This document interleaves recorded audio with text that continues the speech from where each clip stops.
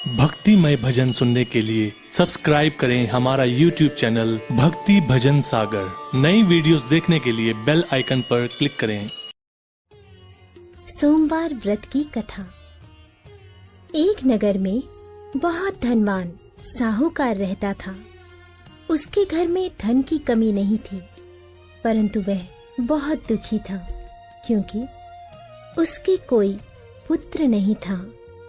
वह इसी चिंता में दिन रात दुखी रहता था। पुत्र की कामना के लिए वह प्रत्येक सोमवार शिव जी का व्रत और पूजन किया करता था तथा सायंकाल मंदिर जाकर शिव जी के सामने दीपक जलाया करता था। उसके इस भक्ति भाव को देखकर एक समय माता पार्वती ने शिव जी महाराज से कहा, महाराज, यह साहूकार आपका अनन्य भक्त है। सदैव आपका व्रत और पूजन बड़ी श्रद्धा से करता है। आपको इसकी मनोकामना पूर्ण करनी चाहिए। शिव जी ने कहा, हे पार्वती, यह संसार कर्म क्षेत्र है। किसान खेत में जैसा बीज बोता है वैसी ही फसल काटता है। उसी तरह मनुष्य इस संसार में जैसा कर्म करते हैं वैसा ही फल भोगते हैं। माता पार्वती ने अत्यंत आग्रह से कहा, महाराज, जब यह आपका अनन्य भक्त है और अगर इसको किसी प्रकार का दुख है तो उसे आपको अवश्य दूर करना चाहिए। आप तो सदैव अपने भक्तों पर दयालु होते हैं और उनके दुखों को दूर करते हैं। यदि आप ऐसा नहीं करेंगे तो मनुष्य आपका पूजन तथा व्रत क्यों करेंगे? माता पार्वती का ऐसा आग्रह देख शिव जी कहने लगे, हे पार्वती, इसके कोई पुत्र नहीं है। इसी चिंता में यह अति दुखी रहता है। इसके भाग्य में पुत्र ना होने पर भी मैं इसको पुत्र की प्राप्ति का वर देता हूँ, परंतु वह पुत्र केवल 12 वर्ष तक जीवित रहेगा। इसके पश्चात वह मृत्यु को प्राप्त हो जाएगा। इससे अधिक मैं इसके लिए नहीं कर सकता। माता पार्वती और भगवान शिव का ये वार्तालाप साहूकार सुन रहा था। इससे उसको ना ही कुछ प्रसन्नता हुई और ना ही कुछ दुख हुआ। वह पूर्व की तरह शिव जी का व्रत और पूजन करता रहा।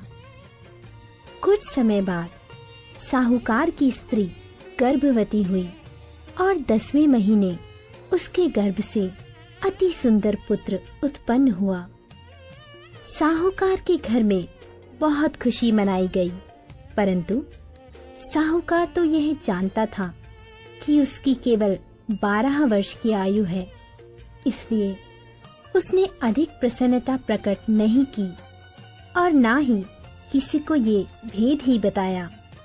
भक्तों, जब वह बालक 11 वर्ष का हो गया तो बालक की माता ने उसके पिता से उसका विवाह करने के लिए कहा।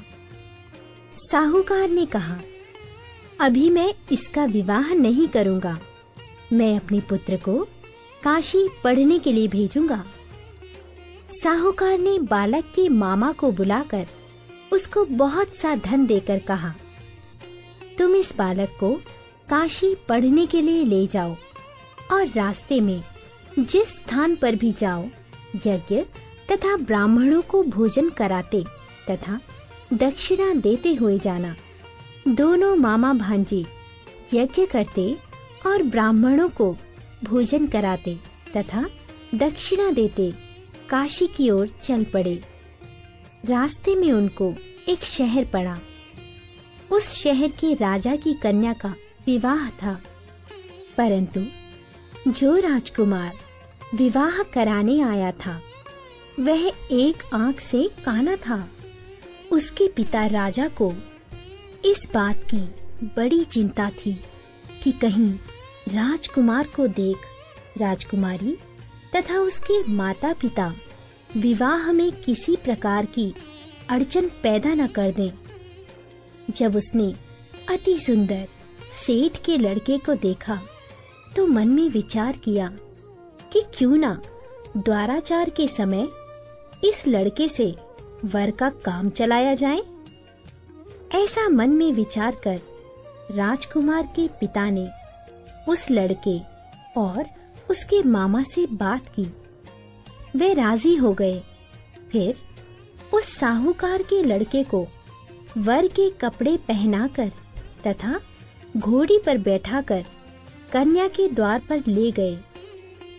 सभी कार्य प्रसन्नता से पूर्ण हो गया। भक्तों, राजकुमार के पिता ने सोचा कि यदि विवाह कार्य भी इसी लड़के से करा लिया जाए तो क्या बुराई है। ऐसा विचार कर लड़के और उसके मामा से कहा, यदि आप फेरों और कन्यादान के काम को भी करा दें तो आपकी बड़ी कृपा होगी। मैं इसके बदले आपको बहुत सारा धन दूंगा। दोनों ने इसे सहर्ष स्वीकार कर लिया और विवाह कार्य भी बहुत अच्छी तरह से संपन्न हो गया।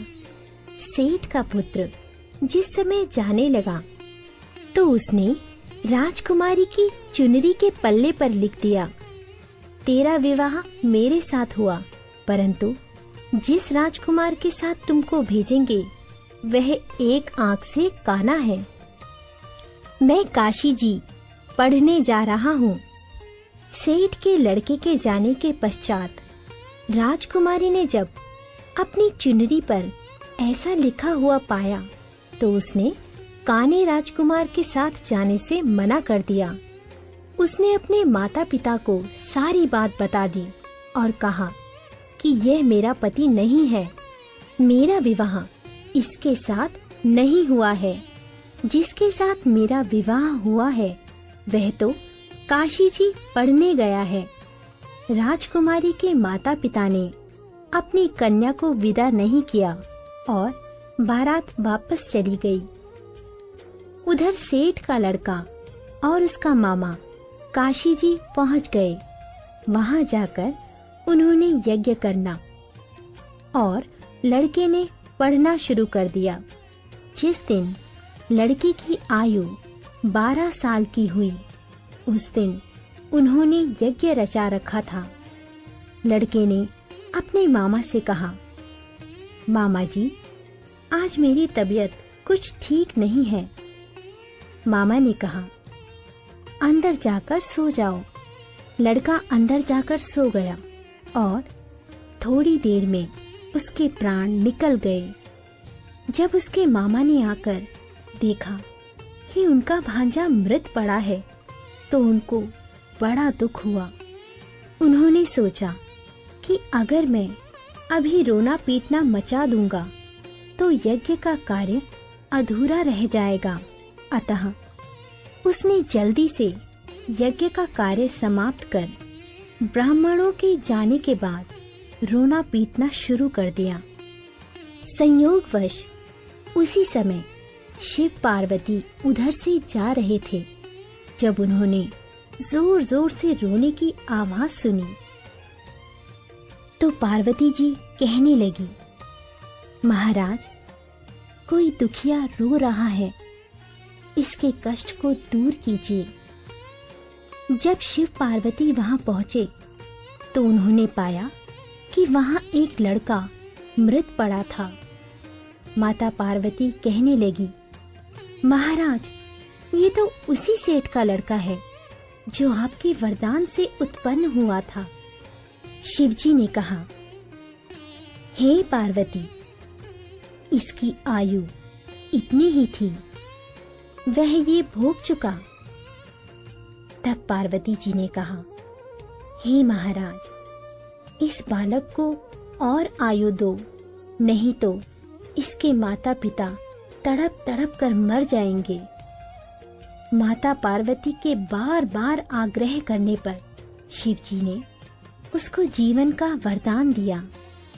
शिवजी की कृपा से वह लड़का जीवित हो गया। शिवजी और पार्वती कैलाश पर्वत को चले गए। भक्तों, शिक्षा पूर्ण होने पर वह लड़का और उसका मामा उसी प्रकार यज्ञ करते, ब्राह्मणों को भोजन कराते तथा दक्षिणा देते अपने घर की ओर चल पड़े। रास्ते में उसी शहर में आए जहां उस लड़के का वहां की राजकुमारी से विवाह हुआ था। वहां आकर उन्होंने यज्ञ आरंभ कर दिया। उस लड़के के ससुर वहां के राजा ने उसको पहचान लिया और महल में ले जाकर उसकी बहुत आव भगत की। बहुत से दास दासियों सहित आदर पूर्वक राजकुमारी और जमाई को विदा किया। जब वे अपने शहर के निकट आए तो मामा ने कहा कि मैं पहले तुम्हारे घर जाकर तुम्हारे माता पिता को खबर कराता हूँ। जब उस लड़के का मामा घर पहुँचा तो लड़के के माता पिता घर की छत पर बैठे थे। उन्होंने यह प्रण कर रखा था कि यदि हमारा पुत्र सकुशल लौट आया तो हम राजी खुशी नीचे आ जाएंगे, नहीं तो छत से गिरकर अपने प्राण दे देंगे। उस लड़के के मामा ने आकर जब यह समाचार दिया कि आपका पुत्र आ गया है, तब उनको विश्वास नहीं हुआ। तब उसके मामा ने शपथ पूर्वक कहा कि आपका पुत्र अपनी पत्नी तथा बहुत सारा धन साथ लेकर आया है। तो सेठ प्रसन्नता से भर उठा। सेठ सेठानी आनंद पूर्वक नीचे आए। बाहर आकर उन्होंने अपने पुत्र तथा उसकी पत्नी का भरपूर स्वागत किया। सभी बड़ी प्रसन्नता के साथ रहने लगे। भक्तों, जो कोई सोमवार के व्रत को धारण करता है अथवा इस कथा को पढ़ता या सुनता है, उसके सब दुख दूर होकर उसकी समस्त मनोकामनाएं पूर्ण होती हैं तथा इस लोक में नाना प्रकार के सुख भोग कर अंत में सदा शिव के लोक को प्राप्त होता है।